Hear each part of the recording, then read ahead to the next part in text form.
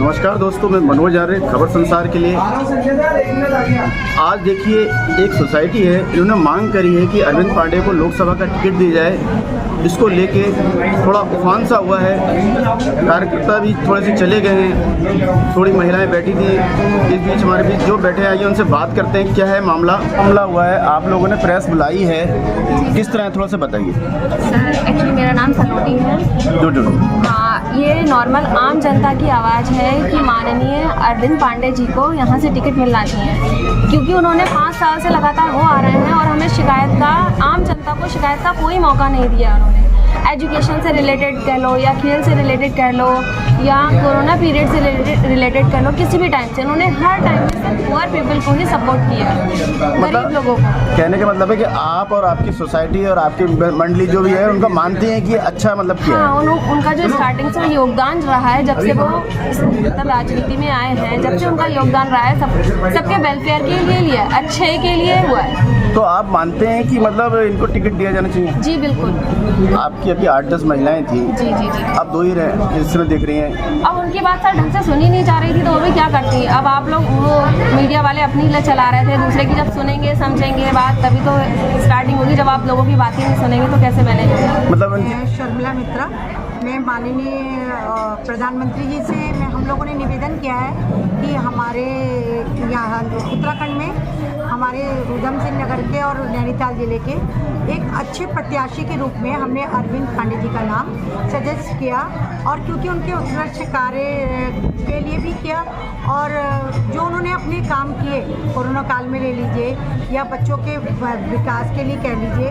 और या NCERT के लिए कह लीजिए, या खेल कूदों के विषय में कह लीजिए, उन्होंने पहाड़ के बच्चों के लिए एक अच्छा काम किया है। इसीलिए हम उनका नाम एक अच्छे प्रत्याशी के रूप में विधानसभा लोकसभा की, और इससे हमारा कोई जाति लेना देना कुछ भी नहीं है। हम हमेशा जो भी देश के लिए, समाज के लिए कोई भी काम करे वो अच्छा काम करे। हम समाज सेवी के रूप में भी यही चाहेंगे कि हमारे ज़िले में एक अच्छा कार्यकर्ता के रूप में आए, और अरविंद पांडे जी ने कई के रूप में उन्हें देखना चाहते हैं। कुछ कार्यों को आप बताना भी चाहेंगे?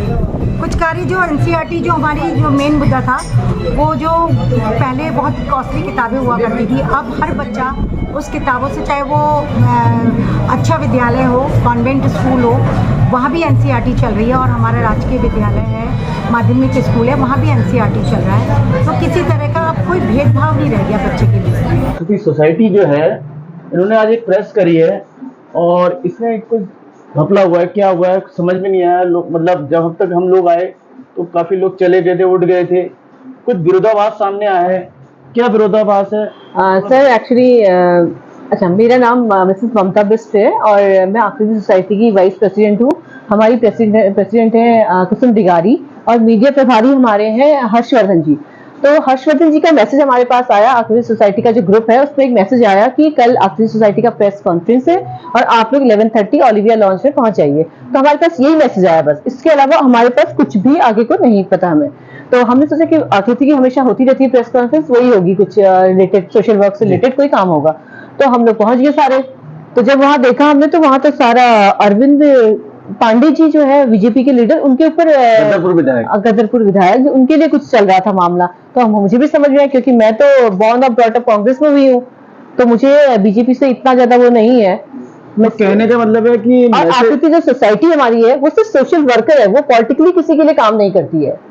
तो ये गुमराह हुआ, मतलब लोग गुमराह होके आए, काफी लोग आए थे संख्या में। हाँ, काफी भीड़ वहां पर दिख रही थी, लेकिन सारे लोग, मुझे वहां पर ऐसा लगा था कि कांग्रेसी है और जिनको गुमराह करके बुलाया गया है। नहीं, इसमें ये भी तो है कि अरविंद पांडे जो है वर्तमान में विधायक हैं जी, और कहते हैं सांसदी के लिए उन्हें सीट छोड़नी पड़ेगी, और अभी अच्छा खासा टाइम भी है, और अजय भट्ट भी अपनी दावेदारी कर ही रहे हैं जी। थोड़ा सा देखो, अजय भट्ट जी को तो मैं पहले से जानती हूँ, क्योंकि वो मेरे घर, जो मेरा बर्थ प्लेस है, वहां से रानीखेत से है, तो वो काफी अच्छी इंसान है। लेकिन मैं पर्सनली मैं उनको ऐसे जान रही हूँ, लेकिन मैं उनके बारे में ऐसे कोई पार्टी वाइज कोई कमेंट नहीं कर सकती हूँ, क्योंकि मैं खुद मैं आपको बोल रही थी मैं कांग्रेसी हूँ, तो मैं नहीं कर सकती हूँ किसी पार्टी को सपोर्ट अभी। तो मतलब आप मानते हैं कि ये मतलब गलत है?